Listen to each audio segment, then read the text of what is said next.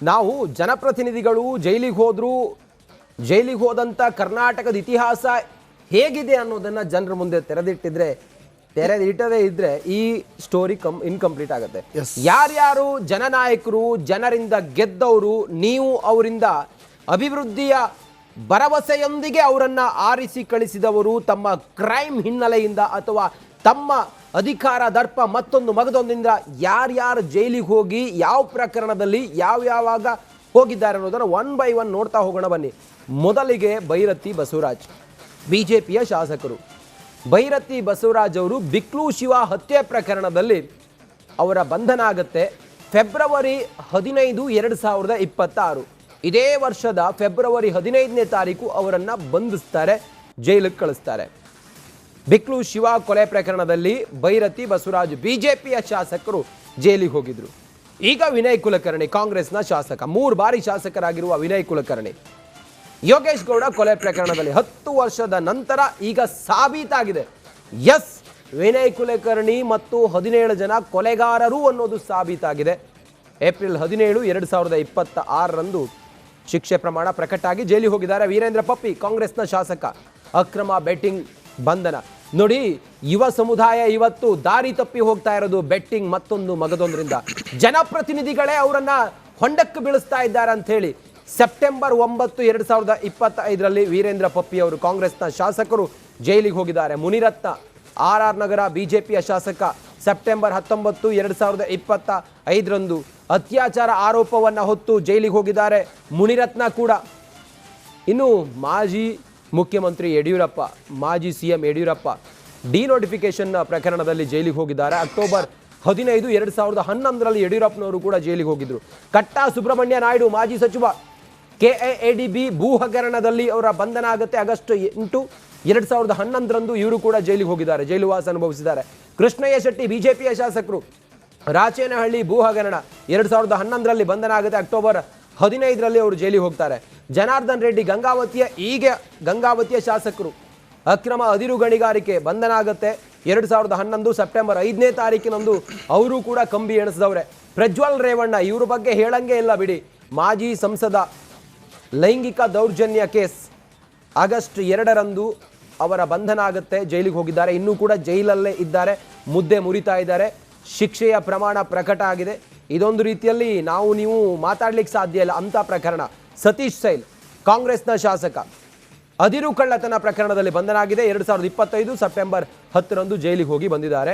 ಇವರೆಲ್ಲರೂ ಕೂಡ ನಮ್ಮ ರಾಜ್ಯದ ಭವಿಷ್ಯದ ಬಗ್ಗೆ ವಿಧಾನಸೌಧದ ಒಳಗಡೆ ಕೂತ್ಕೊಂಡು ನಮ್ಮ ಜನರ ಕಷ್ಟ ಸುಖಗಳ ಬಗ್ಗೆ ಮಾತಾಡಬೇಕಾದಂತ ಜನ. ಇದು ಇವರ ಇತಿಹಾಸ. ಈಗ ನೀವು ಕಂಟಿನ್ಯೂಸ್ ಆಗಿ ಇಷ್ಟೊಂದು ಹೇಳ್ಕೊಂಡ್ ಬಂದ್ರಿ, ಜನ ನೋಡಿರ್ತಾರೆ. ಅವ್ರಿಗೀಗ ಯಾವುದೋ ಯಾವತ್ತೋ ಒಂದಿನ ಕೇಳಿದ ಪ್ರಕರಣಗಳನ್ನ ಅವರಿಗೆ ಅಷ್ಟೊಂದು ಎಫೆಕ್ಟಿವ್ ಅನ್ಸಿರಲ್ಲ.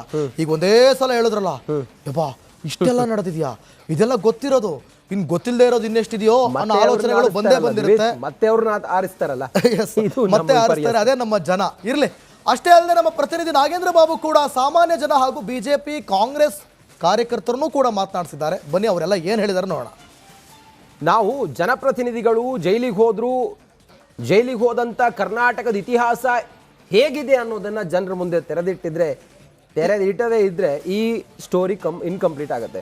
ಯಾರ್ಯಾರು ಜನನಾಯಕರು, ಜನರಿಂದ ಗೆದ್ದವರು, ನೀವು ಅವರಿಂದ ಅಭಿವೃದ್ಧಿಯ ಭರವಸೆಯೊಂದಿಗೆ ಅವರನ್ನ ಆರಿಸಿ ಕಳಿಸಿದವರು, ತಮ್ಮ ಕ್ರೈಮ್ ಹಿನ್ನೆಲೆಯಿಂದ ಅಥವಾ ತಮ್ಮ ಅಧಿಕಾರ ದರ್ಪ ಮತ್ತೊಂದು ಮಗದೊಂದಿಂದ ಯಾರ್ಯಾರು ಜೈಲಿಗೆ ಹೋಗಿ ಯಾವ ಪ್ರಕರಣದಲ್ಲಿ ಯಾವಾಗ ಹೋಗಿದ್ದಾರೆ ಅನ್ನೋದನ್ನು ಒನ್ ಬೈ ಒನ್ ನೋಡ್ತಾ ಹೋಗೋಣ ಬನ್ನಿ.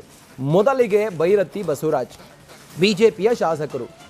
ಭೈರತಿ ಬಸವರಾಜ್ ಅವರು ಬಿಕ್ಲು ಶಿವ ಹತ್ಯೆ ಪ್ರಕರಣದಲ್ಲಿ ಅವರ ಬಂಧನ ಆಗುತ್ತೆ ಫೆಬ್ರವರಿ 15, 2026. ಇದೇ ವರ್ಷದ ಫೆಬ್ರವರಿ 15ನೇ ತಾರೀಕು ಅವರನ್ನು ಬಂಧಿಸ್ತಾರೆ, ಜೈಲಿಗೆ ಕಳಿಸ್ತಾರೆ. ಬಿಕ್ಲು ಶಿವ ಕೊಲೆ ಪ್ರಕರಣದಲ್ಲಿ ಭೈರತಿ ಬಸವರಾಜ್ ಬಿಜೆಪಿಯ ಶಾಸಕರು ಜೈಲಿಗೆ ಹೋಗಿದ್ರು. ಈಗ ವಿನಯ್ ಕುಲಕರ್ಣಿ, ಕಾಂಗ್ರೆಸ್ನ ಶಾಸಕ, 3 ಬಾರಿ ಶಾಸಕರಾಗಿರುವ ವಿನಯ್ ಕುಲಕರ್ಣಿ, ಯೋಗೇಶ್ ಗೌಡ ಕೊಲೆ ಪ್ರಕರಣದಲ್ಲಿ 10 ವರ್ಷದ ನಂತರ ಈಗ ಸಾಬೀತಾಗಿದೆ, ಎಸ್ ವಿನಯ್ ಕುಲಕರ್ಣಿ ಮತ್ತು 17 ಜನ ಕೊಲೆಗಾರರು ಅನ್ನೋದು ಸಾಬೀತಾಗಿದೆ. ಏಪ್ರಿಲ್ 17, 2026ರಂದು ಶಿಕ್ಷೆ ಪ್ರಮಾಣ ಪ್ರಕಟ ಆಗಿ ಜೈಲಿಗೆ ಹೋಗಿದ್ದಾರೆ ವೀರೇಂದ್ರ ಪಪ್ಪಿ, ಕಾಂಗ್ರೆಸ್ನ ಶಾಸಕ. ಅಕ್ರಮ ಬೆಟ್ಟಿಂಗ್ ಬಂಧನ. ನೋಡಿ, ಯುವ ಸಮುದಾಯ ಇವತ್ತು ದಾರಿ ತಪ್ಪಿ ಹೋಗ್ತಾ ಇರೋದು ಬೆಟ್ಟಿಂಗ್ ಮತ್ತೊಂದು ಮಗದೊಂದರಿಂದ. ಜನಪ್ರತಿನಿಧಿಗಳೇ ಅವರನ್ನ ಹೊಂಡಕ್ಕೆ ಬೀಳಿಸ್ತಾ ಇದ್ದಾರೆ ಅಂತ ಹೇಳಿ ಸೆಪ್ಟೆಂಬರ್ 9, 2025ರಲ್ಲಿ ವೀರೇಂದ್ರ ಪಪ್ಪಿ ಅವರು ಕಾಂಗ್ರೆಸ್ನ ಶಾಸಕರು ಜೈಲಿಗೆ ಹೋಗಿದ್ದಾರೆ. ಮುನಿರತ್ನ RR ನಗರ ಬಿಜೆಪಿಯ ಶಾಸಕ ಸೆಪ್ಟೆಂಬರ್ 19, 2025ರಂದು ಅತ್ಯಾಚಾರ ಆರೋಪವನ್ನು ಹೊತ್ತು ಜೈಲಿಗೆ ಹೋಗಿದ್ದಾರೆ. ಮುನಿರತ್ನ ಕೂಡ. ಇನ್ನು ಮಾಜಿ ಮುಖ್ಯಮಂತ್ರಿ ಯಡಿಯೂರಪ್ಪ, ಮಾಜಿ CM ಯಡಿಯೂರಪ್ಪ ಡಿನೋಟಿಫಿಕೇಶನ್ ಪ್ರಕರಣದಲ್ಲಿ ಜೈಲಿಗೆ ಹೋಗಿದ್ದಾರೆ. ಅಕ್ಟೋಬರ್ 15, 2011ರಲ್ಲಿ ಯಡಿಯೂರಪ್ಪನವರು ಕೂಡ ಜೈಲಿಗೆ ಹೋಗಿದ್ರು.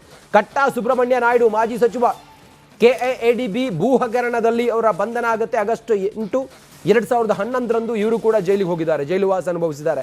ಕೃಷ್ಣಯ್ಯ ಶೆಟ್ಟಿ ಬಿಜೆಪಿಯ ಶಾಸಕರು ರಾಚೇನಹಳ್ಳಿ ಭೂ ಹಗರಣ 2011ರಲ್ಲಿ ಬಂಧನ ಆಗುತ್ತೆ. ಅಕ್ಟೋಬರ್ 15ರಲ್ಲಿ ಅವರು ಜೈಲಿಗೆ ಹೋಗ್ತಾರೆ. ಜನಾರ್ದನ್ ರೆಡ್ಡಿ ಗಂಗಾವತಿಯ ಶಾಸಕರು ಅಕ್ರಮ ಅದಿರು ಗಣಿಗಾರಿಕೆ ಬಂಧನ ಆಗುತ್ತೆ 2011 ಸೆಪ್ಟೆಂಬರ್ 5ನೇ ತಾರೀಕಿನಂದು ಅವರು ಕೂಡ ಕಂಬಿ ಎಣಿಸಿದವ್ರೆ. ಪ್ರಜ್ವಲ್ ರೇವಣ್ಣ ಇವ್ರ ಬಗ್ಗೆ ಹೇಳಂಗೆ ಇಲ್ಲ ಬಿಡಿ. ಮಾಜಿ ಸಂಸದ ಲೈಂಗಿಕ ದೌರ್ಜನ್ಯ ಕೇಸ್ ಆಗಸ್ಟ್ 2ರಂದು ಅವರ ಬಂಧನ ಆಗುತ್ತೆ, ಜೈಲಿಗೆ ಹೋಗಿದ್ದಾರೆ. ಇನ್ನೂ ಕೂಡ ಜೈಲಲ್ಲೇ ಇದ್ದಾರೆ, ಮುದ್ದೆ ಮುರಿತಾ ಇದ್ದಾರೆ. ಶಿಕ್ಷೆಯ ಪ್ರಮಾಣ ಪ್ರಕಟ ಆಗಿದೆ. ಇದೊಂದು ರೀತಿಯಲ್ಲಿ ನೀವು ಮಾತಾಡ್ಲಿಕ್ಕೆ ಸಾಧ್ಯ ಇಲ್ಲ ಅಂತ ಪ್ರಕರಣ. ಸತೀಶ್ ಸೈಲ್ ಕಾಂಗ್ರೆಸ್ನ ಶಾಸಕ ಅದಿರು ಕಳ್ಳತನ ಪ್ರಕರಣದಲ್ಲಿ ಬಂಧನ ಆಗಿದೆ. 2025 ಸೆಪ್ಟೆಂಬರ್ 10ರಂದು ಜೈಲಿಗೆ ಹೋಗಿ ಬಂದಿದ್ದಾರೆ. ಇವರೆಲ್ಲರೂ ಕೂಡ ನಮ್ಮ ರಾಜ್ಯದ ಭವಿಷ್ಯದ ಬಗ್ಗೆ ವಿಧಾನಸೌಧದ ಒಳಗಡೆ ಕೂತ್ಕೊಂಡು ನಮ್ಮ ಜನರ ಕಷ್ಟ ಸುಖಗಳ ಬಗ್ಗೆ ಮಾತಾಡಬೇಕಾದಂತ ಜನ. ಇದು ಇವರ ಇತಿಹಾಸ. ಈಗ ನೀವು ಕಂಟಿನ್ಯೂಸ್ ಆಗಿ ಇಷ್ಟೊಂದು ಹೇಳ್ಕೊಂಡ್ ಬಂದ್ರಿ, ಜನ ನೋಡಿರ್ತಾರೆ. ಅವ್ರಿಗೀಗ ಯಾವುದೋ ಯಾವತ್ತೋ ಒಂದಿನ ಕೇಳಿದ ಪ್ರಕರಣಗಳನ್ನ ಅವರಿಗೆ ಅಷ್ಟೊಂದು ಎಫೆಕ್ಟಿವ್ ಅನ್ಸಿರಲ್ಲ. ಈಗ ಒಂದೇ ಸಲ ಹೇಳಿದ್ರಲ್ಲ, ಯಪ್ಪಾ ಇಷ್ಟೆಲ್ಲ ನಡೆದಿದ್ಯಾ, ಇದೆಲ್ಲ ಗೊತ್ತಿರೋದು, ಇನ್ ಗೊತ್ತಿಲ್ಲದೆ ಇರೋದು ಇನ್ನೆಷ್ಟಿದೆಯೋ ಅನ್ನೋ ಆಲೋಚನೆಗಳು ಬಂದಿರುತ್ತೆ. ಮತ್ತೆ ಅವ್ರನ್ನ ಆರಿಸ್ತಾರಲ್ಲ, ಮತ್ತೆ ಆರಿಸ್ತಾರೆ. ಅದೇ ನಮ್ಮ ಜನ ಇರ್ಲಿ. ಅಷ್ಟೇ ಅಲ್ಲದೆ ನಮ್ಮ ಪ್ರತಿನಿಧಿ ನಾಗೇಂದ್ರ ಬಾಬು ಕೂಡ ಸಾಮಾನ್ಯ ಜನ ಹಾಗೂ ಬಿಜೆಪಿ ಕಾಂಗ್ರೆಸ್ ಕಾರ್ಯಕರ್ತರನ್ನು ಕೂಡ ಮಾತನಾಡಿಸಿದ್ದಾರೆ. ಬನ್ನಿ ಅವರೆಲ್ಲ ಏನ್ ಹೇಳಿದಾರೆ ನೋಡೋಣ. ನಾವು ಜನಪ್ರತಿನಿಧಿಗಳು ಜೈಲಿಗೆ ಹೋದಂತ ಕರ್ನಾಟಕದ ಇತಿಹಾಸ ಹೇಗಿದೆ ಅನ್ನೋದನ್ನ ಜನರ ಮುಂದೆ ತೆರೆದಿಟ್ಟದೇ ಇದ್ರೆ ಈ ಸ್ಟೋರಿ ಇನ್ಕಂಪ್ಲೀಟ್ ಆಗುತ್ತೆ.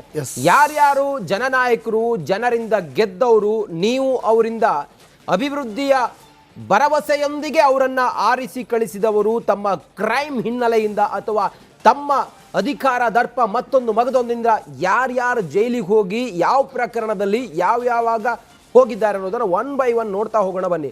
ಮೊದಲಿಗೆ ಭೈರತಿ ಬಸವರಾಜ್, ಬಿಜೆಪಿಯ ಶಾಸಕರು.